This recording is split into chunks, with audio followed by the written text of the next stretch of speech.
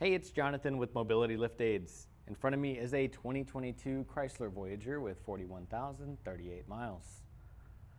This van is finished in white and does have black wheels, and this van is in line for a Vanability rear entry conversion.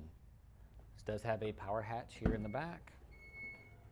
And in the back, we'll have a 34-inch wide ramp and a 56-inch door opening. Those 3 seats in the back come out, and we'll have a full channel cut all the way up to right behind those cup holders.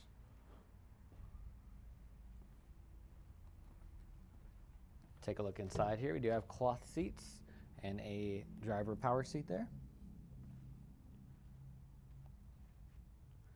Automatic headlights. Take a look at our mileage. We're right at 41,038. Does have a backup camera as well. This van is perfect for personal or commercial use. Let us know how we can get this van secured for you. If you have any questions, give us a call, 713-939-9922. You can also reach us online at texaswheelchairvan.com. Thank you.